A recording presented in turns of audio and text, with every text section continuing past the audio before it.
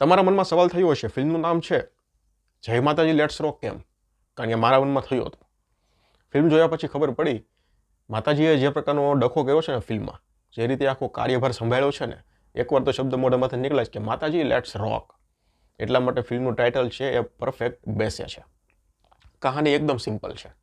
Trailer જોયું હશે તો તમને કદાચ મગજમાં બેસી પણ ગઈ છે ફિલ્મની કહાની, કે એક માજી છે, એને 2 છોકરા છે, બંને અલગ અલગ રહે છે, પાછા બંનેને પરિવાર પણ છે. 2 છોકરા હોવા છતાં માજી વૃદ્ધાશ્રમમાં રહે છે. સરકાર તરફથી સ્કીમ આવે છે કે વૃદ્ધોને રૂપિયા મળવાના છે, એટલે હવે 2 છોકરા છે એ અંદરો અંદર બાંધે છે, ઝઘડે છે કે માતાજીની સેવા હું કરીશ, પેલો કે માતાજીની સેવા હું કરીશ. અને પછી આ સ્ટોરી આગળ વધે છે. પછી એક સુખદ અંત આવે છે, એક સારા એવા મેસેજ સાથે આ ફિલ્મનો અંત આવે છે. ટ્રેલર જોતા તો લાગતું હતું કે કંઈક ને કંઈક મેસેજ તો આ ફિલ્મ આપશે જ, અને અંતમાં આપે પણ છે.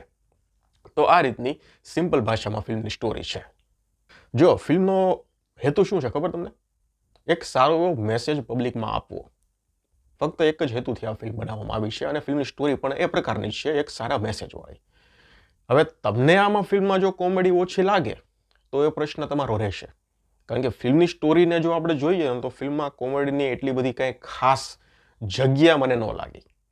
કોમેડી એટલા માટે છે કે ફિલ્મને આગળ વધારવામાં થોડો સપોર્ટ રહે, અને પબ્લિક છે એ અંત સુધી ફિલ્મ સાથે જોડાઈ રહે. એટલા માટે હળવાશ અનુભવવા, સ્ટોરીમાં હળવાશ લાવવા માટે ફક્ત ને ફક્ત કોમેડીનો સહારો લીધો છે, અને એ સહારો દેખાય પણ છે. એક સપોર્ટ નાનો એવો લીધો હોય એ પ્રકારની કોમેડી છે. એટલે હું તો એવું માનું છું કે આ સ્ટોરીમાં કોમેડીની લગભગ ક્યાંય જરૂર પણ નહોતી, પણ ગુજરાતીમાં આખી સિરિયસ ફિલ્મ ચલાવવી લગભગ નિયર ટુ ઇમ્પોસિબલ છે. એટલા માટે તમે કોઈ પણ પ્રકારની ફિલ્મ બનાવો એમાં સહારો કોમેડીનો લેવો જ પડે છે. કોઈ આખી ફિલ્મ કોમેડી હોય છે, કોઈ ફિલ્મોનો વિષય અલગ હોય છે, પણ એને ચલાવવા માટે સહારો એક જ વસ્તુનો લેવો પડે છે, એ છે કોમેડી. તો અહીંયા પણ તમે સ્ટોરી જોશો ને તો તમને ખબર પડશે કે અહીંયા ફક્ત સહારો જ લીધો છે. એટલે ખૂબ હળવી અને ખૂબ જ ઓછી માત્રામાં કોમેડી છે. ફિલ્મ જોવા જશું અને હસીને લોટપોટ થઈ જઈશું અને પેટમાં દુખવા મળશે, અને મલ્હાર ઠાકર છે એટલે મજા કરાવશે, જબરજસ્ત કોમેડીનો તડકો હશે, આ પ્રકારની ખોટી આશાઓ બાંધી અને ફિલ્મ જોવા ના જતા. ફિલ્મમાં ઇમોશન જે છે ને એ કામ કરે છે. ફિલ્મનું ઇમોશન છે એ કનેક્ટ પણ કરે છે અને કામ પણ કરે છે, અને કમ્પેર ટુ કોમેડી ફિલ્મમાં ઇમોશનનો જે રેશિયો છે એ વધારે છે, અને ફિલ્મમાં ઇમોશનની જરૂર જ હતી. એ પણ તમે ફિલ્મ જોશો એટલે તમને ખ્યાલ આવી જશે. એક્ટિંગની વાત કરીએ ને તો જો ધુરંધર કલાકારોની ફોજ છે. એમાં તમે ટીકુભાઈ લઈ લો, શેખરભાઈ લઈ લો, આવા ધુરંધર કલાકારો હોય એટલે પછી એની સામે બીજા કોઈ કલાકારો તો ફીકા જ પડે. એ વસ્તુ છે જ, બરોબર છે.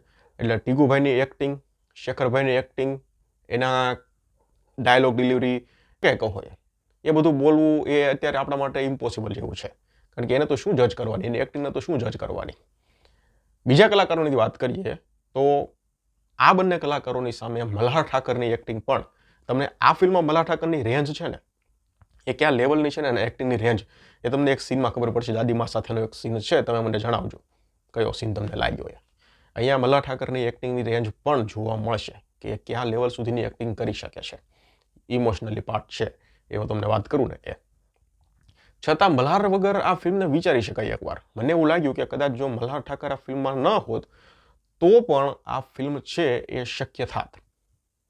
પણ મલ્હાર ઠાકર છે એનો મતલબ એમ નથી કે વેસ્ટ થયા છે, પણ વિચારી શકાય એવું મને લાગ્યું. આર્યનનો રોલ છે ને એ પણ અહીંયા નોટ કરવા જેવો છે.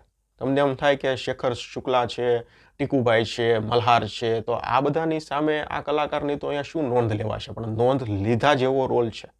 એનું કામ પણ નોંધ લીધા જેવું છે. આર્યનનું કામ પણ ખૂબ સરસ છે. મેન ઓફ ધ મેચ કોણ છે ખબર આ ફિલ્મના? દાદીમા. દાદીમા છે ને એ તમામ કલાકારોને ઝાંખા પાડી દેવાની એવી હિંમત ધરાવે છે, એવું કામ કર્યું છે. જ્યારે એ સ્ક્રીન પર આવશે ને ત્યારે કાં તો એ તમારા મોઢા પર સ્માઇલ લઈને આવશે, કાં તો પછી એ તમને ઇમોશનલ કરીને જશે. એ લેવલનું કામ દાદીમાએ કર્યું છે. એટલે ફિલ્મના મેન ઓફ ધ મેચને હું દાદીમાને જ રાખીશ.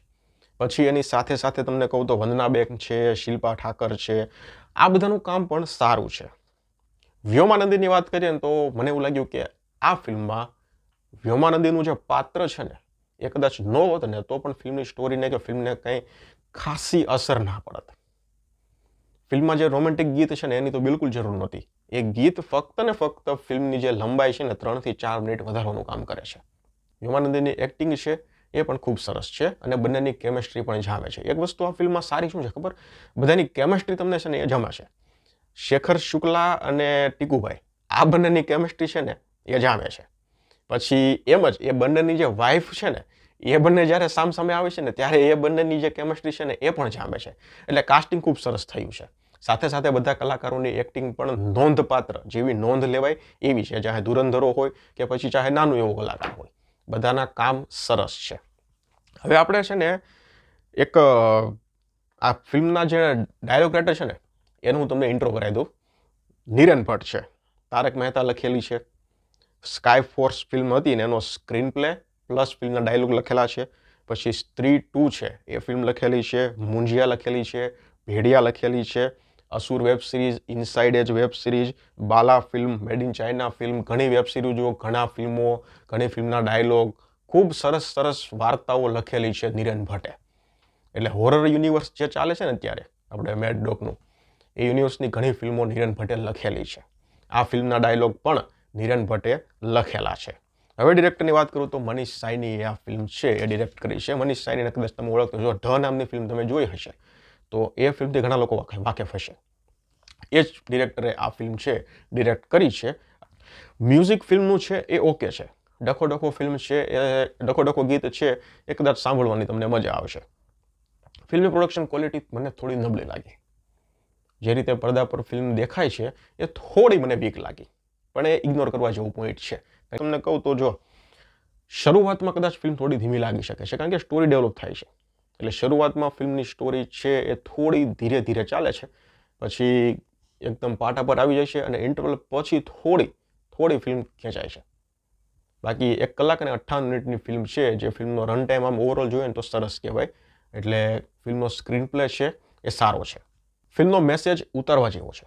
ફિલ્મનો મેસેજ સારો છે. ક્લાઇમેક્સમાં થોડો ચેન્જ કરવાની જરૂર હતી, પણ છતાં અત્યારે જે ફિલ્મનો ક્લાઇમેક્સ છે ખાવ ખરાબ નથી.